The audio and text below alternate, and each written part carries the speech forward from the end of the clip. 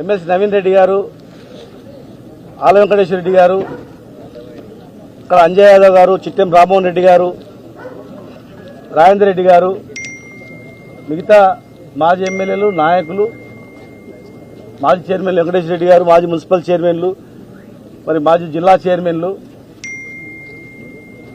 గతంలో కూడా 15 రోజుల క్రితం కూడా మేము తుంగభద్రలో జరుగుతున్నటువంటి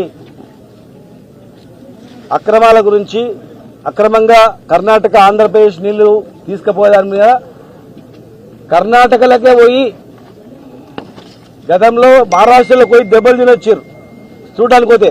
కానీ మేము ఖచ్చితంగా ఎదుర్కొంటాం, దెబ్బలు తిన్నా సరే పర్లేదని చెప్పి అందరం కలిసి పోయినాం, ఎండగట్టినాం. 3 ముఖ్యమంత్రులు మీటింగ్ పెట్టిన తర్వాత ఏం జరిగింది, ఎందుకు పనులు వేగవంతం అవుతున్నాయి, శ్రీశైలంకు రావాల్సిన నీళ్లలో కృష్ణా కన్నా ఎక్కువ నీళ్లు తుంగభద్ర నుంచే వస్తాయి. తుంగభద్రను మీరు కట్టుకుంటా పోయి అక్కడనే అడ్డుకట్టేస్తే శ్రీశైలం ఏమైపోవాలి, నాగార్జునసాగర్ ఏమైపోవాలి, పాలమూరు రంగారెడ్డి జిల్లా ప్రాజెక్టు ఏమైపోవాలి, కేరళ ఏమైపోవాలి, భీమా, కోయిల్ సాగర్, నెట్టెంపాడు ఇవేమైపోవాలని చెప్పి నిలదీసినాం. మరి ఇప్పుడు కొంత ఆగింది. అంతకుముందు మేమందరం కూడా 3 సంవత్సరాలుగా వస్తా ఉంది, 90% పనులు కంప్లీట్ అయినా పాలమూరు రంగారెడ్డి జిల్లా ప్రాజెక్టు ఎందుకు పనులు ముందుకు పోతలేవు, ఆ 10% పిలిచిన కాలువ టెండర్లు ఎందుకు రద్దు చేసిండ్రు, 10% కంప్లీట్ అయితే 10 లక్షల ఎకరాలకు ఇమ్మీడియట్ గా నీళ్లు వస్తాయి కదా, రెడీగా 60 టీఎంసీలు, దాదాపు 60 టీఎంసీల రిజర్వాయర్లు ఉన్నాయి కదా, పంపులు ఉన్నాయి, కాలువలు అయిపోయినాయి, టన్నెల్ అయిపోయింది, పైప్ లైన్లు అయిపోయినాయి, రిజర్వాయర్ టు రిజర్వాయర్ అన్ని కంప్లీట్ అయిన తర్వాత ఎందుకు ఆన్ చేస్తలేరు, పెట్టిన మోటార్ అని చెప్పి నిలదీసినాం. మరి ముఖ్యమంత్రి గారు వచ్చి 6 నెలల్లో కంప్లీట్ చేస్తామని చెప్పి మాట ఇవ్వడం జరిగింది. 6 నెలల గురించి మేము చూస్తాం. మరి ఆ ప్రాజెక్టు కంప్లీట్ అయినా మరి పైన నీళ్లు అడ్డుకోకపోతే ప్రశ్నార్థకం. గుండ్రేవ దగ్గర ఆంధ్ర వాళ్ళు కాసుకొని కూర్చున్నారు మొత్తం నీళ్లు తీసుకుపోవడానికి. గుండ్రేవుల నుంచి, కురుడి నుంచి, ఆ పైన చిక్కలమరి నుంచి, చిక్కల మంచాల, నావలి రిజర్వాయర్ ఇవన్నీ కట్టుకుంటూ పోతే తుంగభద్ర నుంచి నీళ్లు రావని కొట్లాడినాం, ఖచ్చితంగా కొట్లాడతాం. ఆర్డీఎస్ రైతులను కానీ పాలమూరు రైతులను కానీ కాపాడుకుంటాం. మరి ఇవాళ కొత్తగా ప్రమాదం ఏంటంటే కృష్ణ శ్రీశైలం నీళ్లు రావాలంటే తుంగభద్ర, కృష్ణా రివర్, భీమా. ఇవాళ కృష్ణా పైన, భీమా పైన అక్రమంగా బ్యారేజీలు, అక్రమంగా లిఫ్ట్లు, అక్రమంగా ఆల్మట్టి డ్యామ్ను 300 టీఎంసీ పెంచడానికి ప్లాన్ చేస్తున్నారు. ల్యాండ్ అక్విజిషన్ జరుగుతూ ఉంది. భీమా దగ్గర, గూడూరు దగ్గర అక్రమంగా నదికే 25 హైడ్రాలిక్ గేట్లు పెట్టిండ్రు. అంటే ఈ వర్షాకాలం తర్వాత సుక్క నీళ్లు రావు. ఇక్కడ దాదాపు 1,50,000 ఎకరాలు, టోటల్ గా 1,50,000 ఎకరాలు దాదాపు నీళ్లు యాసంగి పంటలు పండేటివి ఎండాకాలం. ఇలా ఒక్క సుక్క నీళ్లు రాకపోతే యాసంగి పంటలు పండే పరిస్థితి లేదు. ఎత్తు పెంచితే అలవాటు ఎత్తి పెంచితే ఇవాళ జూలై అంటే ఎత్తు పెంచితే ఆగస్టులో వరకు నీళ్లు రావు మనకు. ఎన్ని వరదలు వచ్చినా, సెప్టెంబర్ నీళ్ళు వచ్చినా ఏం చేస్తాం, అవకాశం లేదు. అంటే పాలమూరు శాశ్వతంగా ఎడారి మారడానికి పక్క రాష్ట్రాలు కాచుకొని కూర్చున్నాయి. మేము డిమాండ్ ఏంటంటే నిజాం ప్రభుత్వంలో అప్పర్ కృష్ణ ప్రాజెక్టుల మీద ఒక అవగాహనతో ప్రాజెక్టులను డిజైన్ చేసి, ఆ డిజైన్ చేసినట్లు జరిగింటే నారాయణపూర్ నుంచి సర్లసాగర్ వరకు గ్రావిటీ ద్వారా నీళ్లు వచ్చేటివి 200 టీఎంసీ నీళ్లు వాడుకోవడానికి అవకాశం ఉండేది. కానీ రైచూరు వరకు ఆపేసినారు, పైన భీమా పైన కట్టుకుంటూ పోతా ఉన్నారు. గూడూరు కన్నా కింద సరిగ్గా 8 కిలోమీటర్ల కిందలో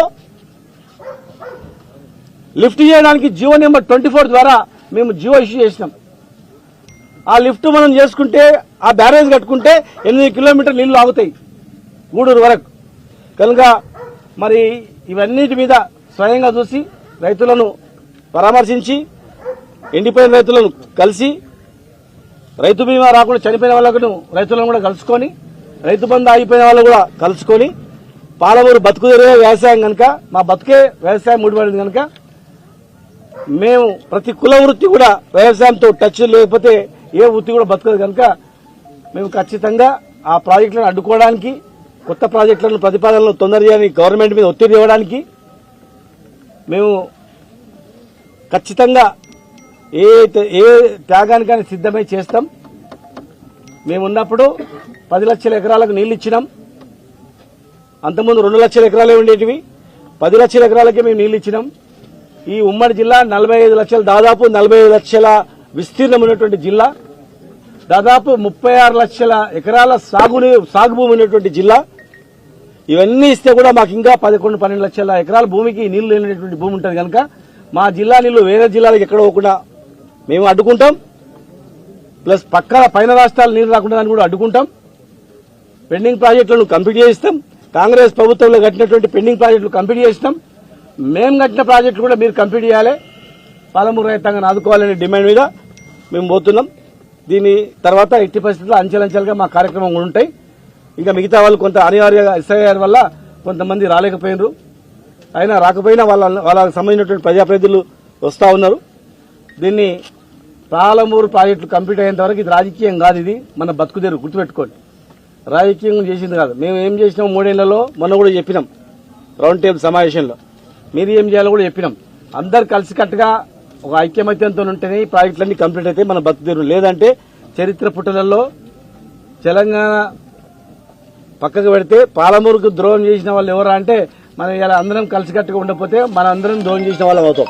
ప్రజలు మన మీద బాధ్యతలు పెట్టిండ్రు, కొంతమంది గెలిపించారు, ఓడిపోయారు. ఓడిపోయిన వాళ్ళకి బాధ్యతనే, గెలిచిన వాళ్ళకి కూడా బాధ్యత, గుర్తుపెట్టుకోండి. దీన్ని వదిలిపెట్టి పక్కదారి పట్టిస్తే మాత్రం ఎట్టి పరిస్థితుల్లో ఊరుకోమని చెప్పి దయచేసి దీన్ని నిరంతరంగా ఇది కొనసాగుతుందని చెప్పి 6 నెలల తర్వాత కూడా మళ్ళీ మేము సమీక్షించుకుంటాం. ఎట్టి పరిస్థితులు వదిలిపెట్టామని చెప్పి మీ ద్వారా తెలియజేస్తున్నాం. దయచేసి మీడియా మిత్రులు కూడా అందరూ చివరి వరకు ఉంటే మీరు కూడా స్వయంగా చూస్తారు. మొన్న తుంగభద్ర మీద ఏమేమి అక్రమ కట్టడాలు కడుతున్నారు, కేఆర్ఎంబీ పర్మిషన్ లేకుండా, కృష్ణా రివర్ బోర్డు పర్మిషన్ లేకుండా, కేంద్ర అనుమతి సిడబ్ల్యూసీ పర్మిషన్ లేకుండా, పక్క రాష్ట్రాల పర్మిషన్ లేకుండా అక్రమంగా దౌర్జన్యంగా కట్టే ప్రాజెక్టులను ఎందుకు కడుతున్నారు? ముఖ్యమంత్రుల 3 సమావేశం కూడా అయింది కదా, మరి అయిన తర్వాత ఎందుకు కడుతున్నది ప్రధానంగా మేము తీసుకుపోవడం జరిగింది. ఇలా అన్నిటికన్నా పెద్ద ద్రోహం, 10 సంవత్సరాలు తెలంగాణకు వ్యతిరేకంగా ఇరిగేషన్ మీద కొట్లాడినోడు, ఇరిగేషన్ ప్రాజెక్టులు తెలంగాణ రాకుండా అడ్డుకున్నాడు, ఆంధ్రప్రదేశ్లో ఇరిగేషన్ ప్రిన్సిపల్ సెక్రటరీగా, ఆంధ్రప్రదేశ్ చీఫ్ సెక్రటరీగా పనిచేసినాడు. ఇవాళ మన రాష్ట్రానికి వచ్చి ఇరిగేషన్ ప్రధాన సలహాదారుగా ఉంటూ ఇక్కడ ఉన్నటువంటి అంశాలన్నీ కూడా ఆంధ్రకు లీకేజ్ చేస్తూ మన ప్రాజెక్టు రాకుండా అడుగడుగునా అడ్డుకునేటటువంటి ఆదిత్యనాథ్ దాస్ను కూడా వెంటనే తిరిగి పంపించాలనే డిమాండ్తో మేము ముందుకు పోతాం.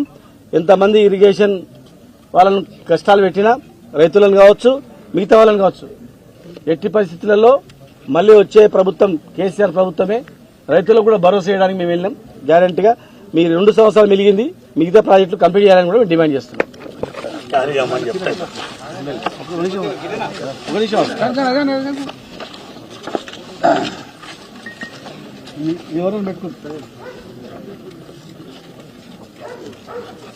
ఈరోజు శ్రీనివాస్ గౌడ్ గారు చెప్పినట్టుగా మహబూబ్నగర్ జిల్లా ప్రాజెక్టులను కాపాడుకోవాలి, మహబూబ్నగర్ జిల్లాకు అన్యాయం చేస్తున్న వాళ్ళని నిలదీయాలనే ఉద్దేశంతో మరి ముఖ్యంగా ఈ మన రాష్ట్ర ప్రభుత్వం చేసిన కార్యక్రమాలు అట్లాగే